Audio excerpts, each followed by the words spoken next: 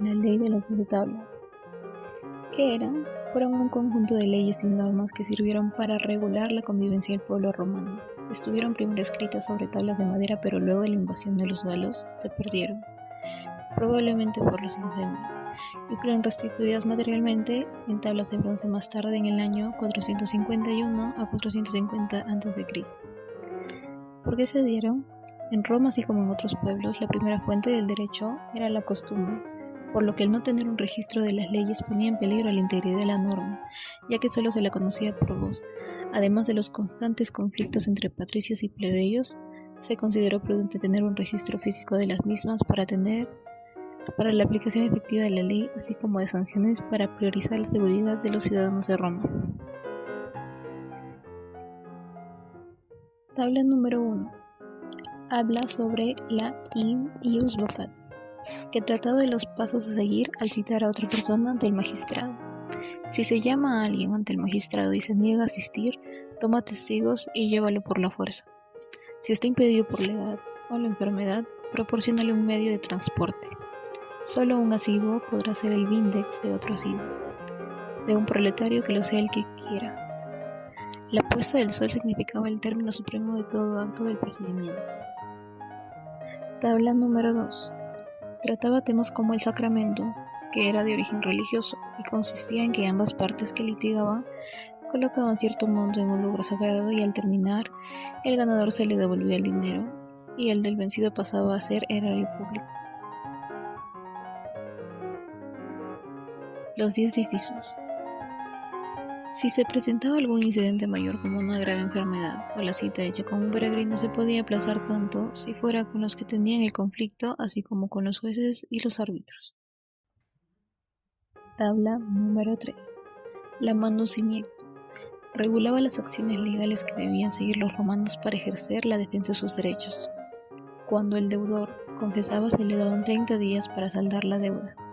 De no ser así, y si no aparecía ningún vindex a favor del deudor, el acreedor tenía derecho de encadenar a la persona por 60 días. También se podía despedazar a la persona, aunque no hay evidencia de que haya pasado, ya que era más conveniente vender a la persona como esclavo. Tabla número 4. Las potestades del pater. El padre tenía derecho de azotar, encadenar y vender a sus hijos como esclavos, aunque se sugiere que este poder era solo aplicable por causas justas. La emancipación. Si el padre vendía a su hijo 3 veces, éste quedaba libre de la patria potestad. El plazo de gestación. Si la madre daba a luz en un plazo de 10 meses luego de la muerte del padre, este se considera hijo legítimo y era admitido para la herencia. Tabla número 5.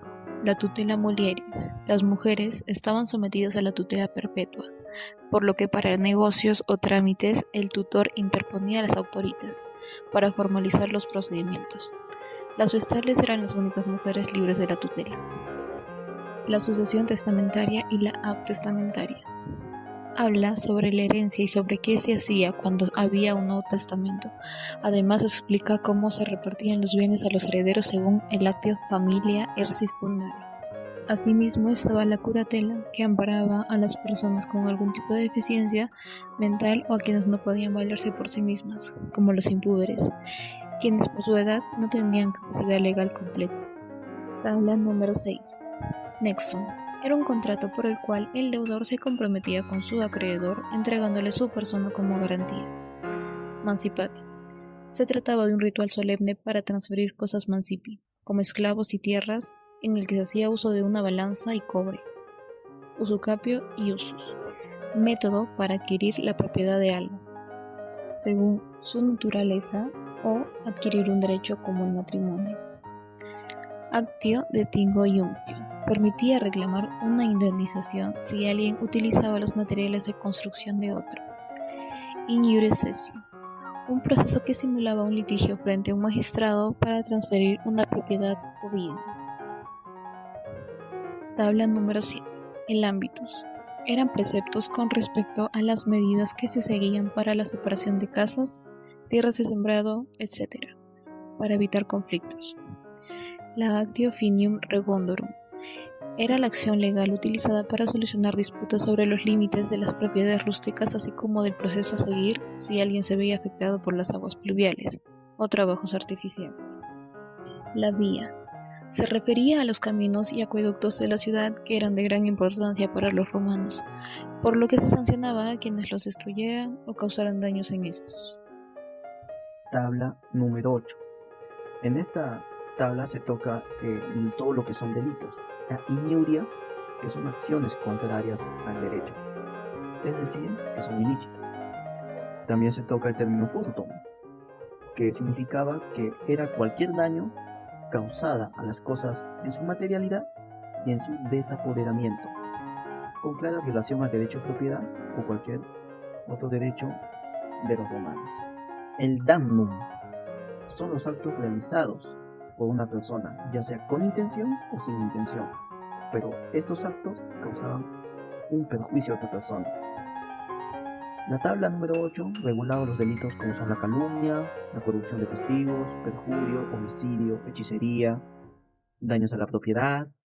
También establecía responsabilidad civil, en los casos donde se dañaban materialmente o también donde había lesiones personales, y se establecía una compensación a los responsables. El robo y daño a la propiedad privada o a la propiedad de los romanos se penaba. Por ejemplo, estaba tipificado el vandalismo, el robo y otros delitos contra la propiedad privada, que incluían sanciones como el azote hasta la pena capital. Tabla número 9. Esta proponía la regulación de los magistrados, sobre todo, la administración correcta de la justicia y la responsabilidad de los funcionarios del Estado. De este principio se desprende el jus provocatium ad populum, que este significaba que tenía la facultad de apelar al pueblo, y esto se reunía en comicios. Estas apelaciones se hacían en contra de la sentencia de los magistrados, que se consideraban abusivas o injustas, especialmente contra las sentencias que imponían una pena capital. El perduelio.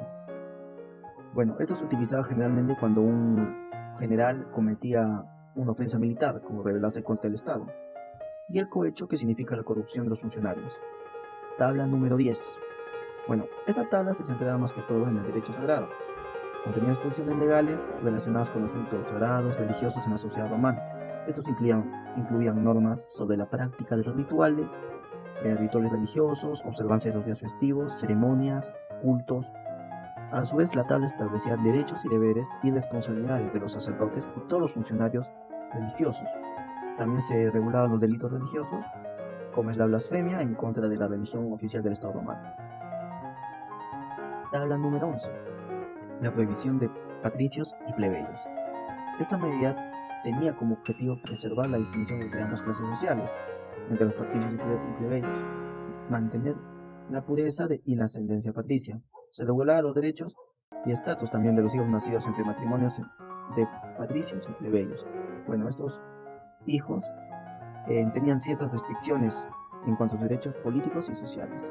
Y la tabla número 12, como en toda la ley romana, constaba de 3 principios. Pignoris capio consistía en un embargo de los bienes del demandado que el actor hacía en forma personal y unilateral. Acción noxa, que era una acción legal mediante el cual se podía exigir la responsabilidad por daños causados por ciertas personas, como los hijos o terceros. Esta acción permitía transferir la responsabilidad del infractor al jefe de la familia de este, u el responsable de la persona que comete el acto. Y principio de abrogación, que era el acto de dejar sin efecto jurídico una disposición legal.